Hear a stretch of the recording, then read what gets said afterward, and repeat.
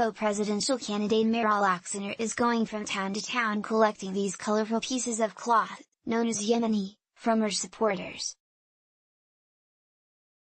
The 61-year-old is leading what she calls the Yemeni revolution to bring an end to the aggression of Turkish politics. If she becomes the one to finally end President Recep Tayyip Erdogan's long reign, she will put the headscarves on display in Kinkaya, the former presidential palace in Ankara.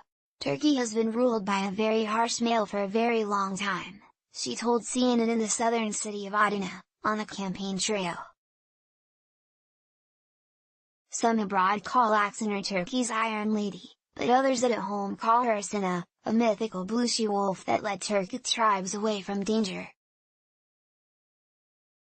But there are other names she prefers. Some people call me sister, but there are many young people who call me Mother Meral, and I like being a mother, Aksener said.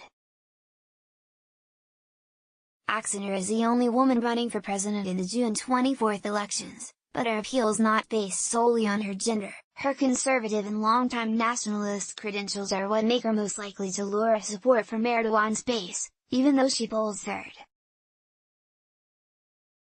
The main opposition candidate, Meral Aksener, is in second place and has galvanized his own center-left base, but he is unlikely to split the conservative vote in the way Aksener can. Aksener's rise Aksener and her envisaged revolution have been drawing crowds across Turkey. Women at the Adana rally eagerly handed their headscarves up to the candidate on stage. Esrati Merkal, a fervent supporter who waited for hours to get a photo, jumped on stage to hug the candidate. For the future, for our kids, for our country, for many reasons, I will vote for Meral Aksener. A woman's touch makes everything better.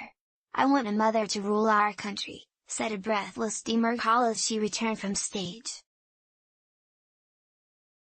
Aksener's party, Good Party, is new to the political scene, but Aksener is a veteran politician. She served as interior minister for 8 months at the height of the dirty war against Kurdish separatists when human rights abuses were rampant in Turkey.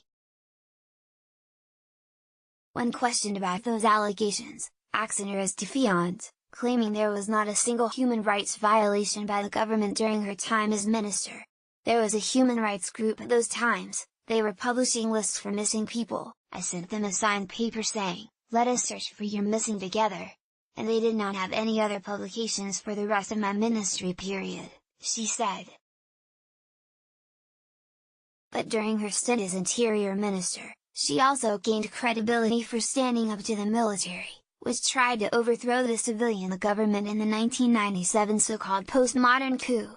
Once again, it is her defiance that is fueling her popularity. Aksener broke with her longtime nationalist movement party, MHP, last year over its alliance with the president. We do not have checks and balances. Aksener, like all the opposition candidates, has vowed to roll back a change to Turkey's political system that Erdogan won last year in a referendum.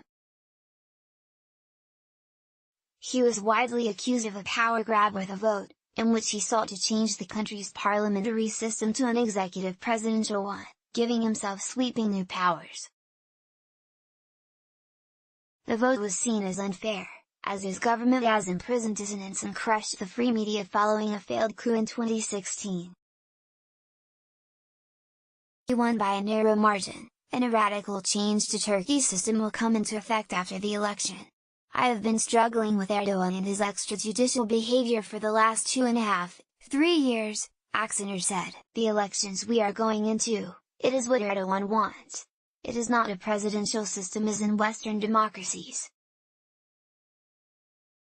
We do not have checks and balances. With us polling second, Aksener may not be the opposition candidate to face off against Erdogan, should the vote go to a runoff round, but she has already been instrumental in shaping this election. In the previous presidential vote, opposition parties banded together to back a single candidate to challenge the incumbent.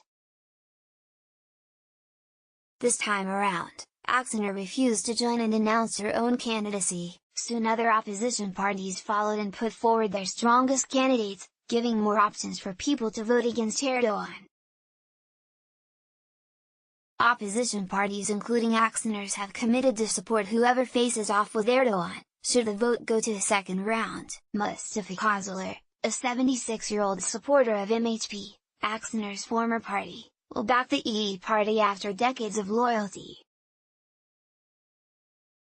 He fears that Turkey will end up the one-man dictatorship like Bashar Assad, like Hafez Assad, like Mohammed Morsi, like Muammar Gaddafi under Erdogan's rule. He is looking to Aksener to preserve the country's democracy and prevent the change to Turkey's political system. "We do not want one-man rule," he said at the rally in Adana. "We want our republic, democracy and parliament to function as it is today. We want our members of parliament to have a say. In the new system, they won't. What Aksener is promising is a new dawn for her country." Her EE party's blue logo is emblazoned with a golden sun, promising the optimism of a new movement. When voter Gül Yasin Adnaz asks why she supports Aksener, she refers to this logo, because she is turning her face to the sun. "She will make a new sun rise over our country," Yasin said. CNN's Jomanak Karachi contributed to this report.